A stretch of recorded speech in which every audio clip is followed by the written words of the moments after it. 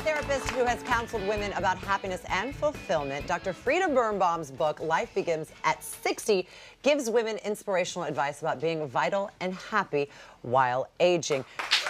Welcome. Thank you for being here. Meanwhile, pleasure. like you said before, if you weren't vital before. You know, what can we do? We can only fix so much. That's all it is. So 9 years ago, you became the first woman in America to give birth to twins at 60 years old. Meanwhile, Yes. you already had 3 children before that, 2 grown and 1 that was 7 or 8. Am I right? Yes. Why did you want to do that? Well, there really was practical reasons, but before I tell you that, I'll tell you something that sounds funny but true. And get ready. The Donald, as he was known at the time, I was going on a cruise with my husband, and we were in a ship, and this huge wave went over the ship. And I said, look at this wave, it's just what's going on. And they said, this is not Disneyland. And I looked around the whole ship, the huge room, and everyone was emptying out and dishes were falling. So I ended up staying in my room, my cabin, for 3 days, and I saw an article. It said, older women, in vitro, cheap. Sounded good to me. So I tucked it away and I took it home and showed my husband. And from there on, we went into this venture of having another child. But that's not the reason we did it. The real reason why I had another child was I already had this 7-year-old at the time, 6-year-old, and I wanted him to have a companion. So adopting was very difficult, and I felt that there would be less complications. So we thought we'd give it a try, and we went ahead and we went on a vacation to Africa. And I went on cable cars and helicopter rides and That sounds safaris. romantic. I'm ready to have a baby. Yeah, great time. But one thing I left out, I also had in vitro. So when I got back from this trip, the operator said, guess what, you're pregnant. And then I was pregnant through one time. And the rest is history, as they say. But I was very, very lucky. And my pregnancy was very uneventful, but I also had events with the different doctors that I went to.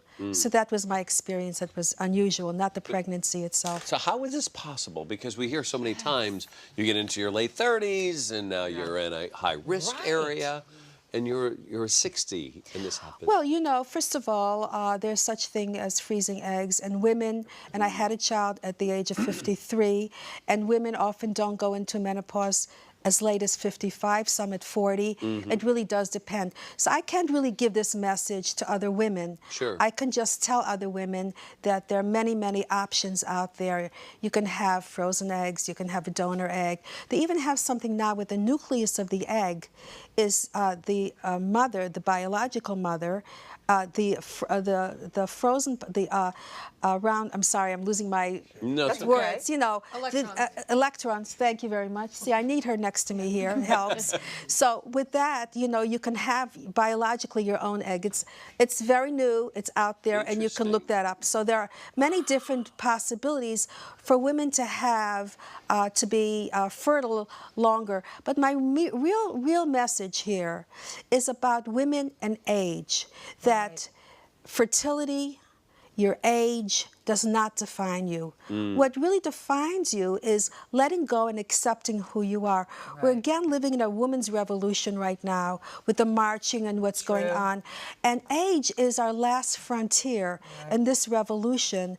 Women are coming out of the closet, basically, and feeling comfortable. So if we all represent ourselves appropriately, age will have a different meaning because we're living longer, younger. And that's the real message. But you're ahead of the curve here.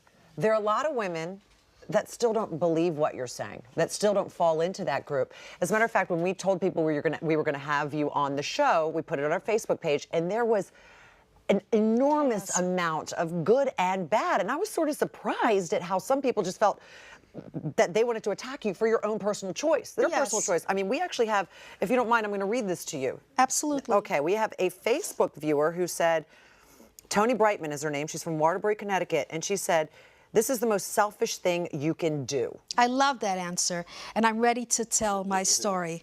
And I have to tell you what selfish means today. Selfish today has been defined when women are out there having careers and having families, and men do the same.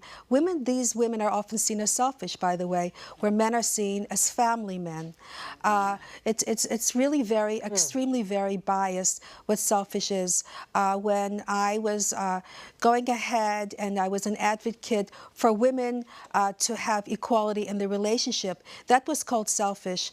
When I was an advocate for women to have careers and family and relationship, that was called selfish, because at that time you either had a family or you had a career. Even Gloria Steinem says she's sorry she didn't do both. So there's nobody really ahead of me to tell me what I felt was right for me, so I had to do my own thing. So I always had a stigma, and selfish is not an unknown word for me. And here we go again. And maybe 10, 20 years from now, they'll say, hey, she wasn't so selfish and she wasn't so crazy. Maybe there's something to this, what this lady is saying. And it's your own life, your own choices. It's a beautiful thing to be able I think to do so. that. That makes some sense, too. Kim Robertson from Cincinnati, Ohio, wrote in on our Facebook page. Thank you so much, Kim, for writing in. She says, I think it's wonderful, but the caveat here is, she says, wasn't she afraid of the child having, or the children having birth defects? Yeah. Because that's what the doctors tell you, too. That's what the doctors tell you. And, you know, women in their 30s and their 40s are having difficulty, some even getting pregnant. So it's all very, very dependent on who you are, what your genetic makeup is. And we're living in a time where women are more fit than ever. They're able to be pregnant later in life as well. So that makes a huge difference. So our age has to be redefined. I was quoted in Times as saying that ageism needs to be redefined in every stage of our life. And when we're talking about when you're saying middle age, it sounds like a decline. We need to reassess our words. It's peak age. Grandma has changed. Not to someone in the rocking chair, but somebody who's actually going exercising and on trips. And the most important part, and then I'll let you ask the next question, is no, this is fascinating. Keep talking. You know, women have to speak. What can I tell you? We have a lot to say. And listen, everybody's hanging on your every word. Yes, you know, they don't normally keep their mouth that the most quiet. important part, and you know, retirement is something that's really a second career nowadays, where you actually are who you really are. You know what you want. You can fulfill your passions. So life is a dress rehearsal. We have to look at ourselves and see, guess what? You're not getting older. You're really in a place where you can finally define yourself, make your own decisions and say, who cares what anybody else says, because they've been wrong all along. Well, we're gonna continue this conversation later. We're gonna find out, because everybody, especially in this town, wants to stay younger longer, and you're saying, wow, yeah, let's look at age, let's redefine it for us as we are in our 50s and 60s and 70s and so forth. Yes. And we're gonna continue this conversation at the end, and you're in on it too, so don't worry, Ben. I just wanted to say, Jess and I talked about it, and by the time she's 60, I'll be ready to be a father. So. Oh, that's great. Okay. And you know, and it's possible. Dr. Frieda's book, Life Begins at 60, is in stores We're now. not done with Thank you Frieda, so though. much. Meanwhile, when we come back, Paige and Shirley. Right. That's right. I feel like it's such a little thing after Dr. Frieda, but... So one of the topics Dr. Frieda discussed earlier was aging, but one of the things we didn't get to was how fear can actually play into aging, and then time lost worrying about age. It's just sort of this tumbling cycle that we go through.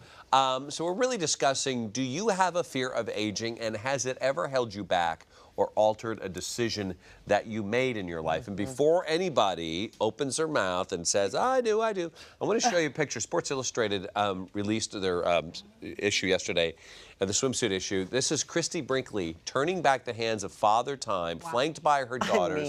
That is Alexa Ray and Sailor. She was 30 when she modeled, or she thought her career was over at 30. She's 63 there. Ain't nobody holding Christy Brinkley down. No. Love it. I mean, Dr. Frieda, you have done extensive research on this topic. Tell us about the research that you've done. Well, you know, first of all, 20, 30, 40, 50, we're all in this together, even 60. We're having children, family, relationships, careers. It's all one big story for everyone. So her looking so wonderful, it's great. It's an example for everybody. But even more important than that is who you are. What passion do you have in your life? What are your goals? Where are you going in the future? That is really who represents you. I mean, it's wonderful to look like Christy Brinkley, but I don't think a lot of us ever looked like her to begin with. It's a little difficult. Very true. Let's face it, to look like we were 63 when we were 40, we would be so lucky if we looked half as good. So, that's a whole different story there. But, when we're talking about who we are, and it just flashed on me when a man from Germany came, a journalist, and said to me, "Where's the old lady?" And I said, "I guess I'm the old lady." And that's what started me thinking about, what age is today, because men are considered virile and women are considered a little crazy. But, women live 5 years longer than men, too. True. You have to look at this. So there you go. So we have have to some look peace at and quiet. this fertility really It takes long to realistically. get ready, you get that, tapped out at the end. Yes, whatever you said, yes. So Much like a marriage. Much like a marriage. I have to keep saying, Whatever you there say. he is over there. I keep saying yes, and I do what I want. But to get back to this question about fertility, women and fertility have always been struggling, where men somehow they've been able to have children later, and it's never gotten in the way of their career or their planning or they're having to stay home. But things are changing drastically because of our fertility help. True. Go ahead, you're going to say. No, I was just going to say, I'm seeing you sit here next to Jess, who's a beautiful actress in Hollywood. And in this town, aging is a big deal. Beyond the rest of the world, in this town, it can be tenfold. How do you feel about aging in Hollywood and this topic that Dr. Frieda's talking about? It's a double-edged sword, I think. We were kind of just talking about something like this about right now I'm back out on the market, if you will. I've been employed, luckily, for 5 years, cushily and happily. It doesn't even happen like that anymore unless and it wasn't a big hit. So I'm not coming off of this huge hit show and everybody's banging my door down. I'm back doing this pilot season or this trying to get a show with 5 years later, 5 years older, and you feel it. You definitely feel it. But I say, to the Bees Forum, I would rather wait until I get that part where I've come into my 50s and I'm Vera Farmiga, and that's all of a sudden everybody's like, who's that woman? And they're like, she's been around forever, and she aged gracefully, and or some of these actresses that I look up to, that if my hot, sexy, fun girl roles are stale now and they're going to the younger, I'll wait until I can be awesome supermom with job and I have a quick question to ask you. Are you considered old? I don't know. Let's call UTA. I don't know. But I mean, you are. Well, you start getting the pressures, Botox and things. You start getting, what's happening with that one wrinkle that moves weird. She looks. Oh God, look at her. Well, that's just so much of that plays right into Kristen's hands. I mean, you went through the whole, do I need Botox? Do I need to change my face? Yeah, you guys know I've come from a news background, and when I was like late 20s, every single person around me was getting Botox, to the point where, and I was on a morning shift, so I had this really deep wrinkle right here just solely from sleep deprivation, which I found out later. I didn't even need Botox, I needed sleep, imagine that. But anyway, I felt the pressure so hardcore to get Botox just because I had. In your 20s. But especially when I was 30 and I told my husband, my fiance then, and he was like, no, you're not doing it. And I'm grateful because it forced me to just chill out. And maybe that was just in the news game, because you're supposed to be unbiased, so you shouldn't show emotion in each story. But generally speaking, I think maybe you were too connected to your work and they wanted you to just be. Look, everybody here is so attractive in their own way. Let me ask you a quick question. Why is it when we go to Europe and men see older women as sensual? Yes. As women, you have But I some think that's starting lines, to happen here. I was some gonna ask you. definition. I mean, look at my lines. I have a lot of definition. You look beautiful. So there you go. But, the truth isn't that what it's really all about? To have a perfect look for someone who hasn't really experienced much and looks beautiful and perfect. Yes, it's nice when you take a photograph, but I don't know, as far as having in-depth relationships and really knowing the person and really loving the lust and the excitement of the individual, isn't that more of a turn on? Yes. We should be really have a meeting of the minds. I mean, let's face I'm going to leave us with this, though. We just spent a week with Susan Lucci, and I have to say, the woman is exquisite from the inside out. Yes, she is. And she eats pasta for lunch, and that's it. So Doesn't, You know but what, that's her Dr. choice. Frieda? Yes. You are beautiful on the inside. Oh, I love you. as well. I love you. We Thank love you very much. You're a pleasure. We have so much more with the family, so come back, spend another minute or two with us. Don't go away.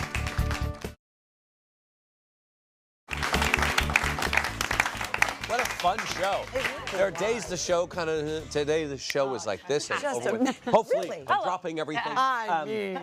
I still want to, I know we still have a couple of idiot tests to take care of that we're still had in the chamber. Yes. We were going to win. I let you down. And this conversation here could go on for it's a show in Well, you have itself. such fun people I here. also What made can a I little. tell you? They're great. Would you be my love They bug? really are. A little craft of it. I'm getting a restraining order. I'm taking that back, then. Thank you. What you could be getting is a brand new car. That's right. We are once again partnering with our friend Richard Bazzi of Schultz Ford. Lincoln, he's giving away, or we're helping him give away, a brand new 2017 Ford Edge. There it is. And to enter to win, all you have to do is head over to our social media and use the hashtag HFCarGiveaway or email us at hfcargiveaway@gmail.com. You're going to submit a 30-second video explaining what love means to you. Our producers are going to be the judges, and based on your creativity and how much you love, we'll let you know who wins. Have fun with it. Ben, what does love mean to... Never mind. Yeah, we don't have that kind of time. Dr. Frieda, I have something to say. We'd like to hear I have something to say about what love means to me. It's Valentine's Day, and my father used to take my mother to the drugstore, and he'd show her a card, and he'd say, read this card. And she'd look at it and says, this is what I think of you. She'd say, thank you. He'd put it away, and that's what love. She loved him. He didn't spend one penny. We love you. Thank you for spending your day with us. Come on back and see us tomorrow. So basically what you're saying is it costs nothing. Yeah.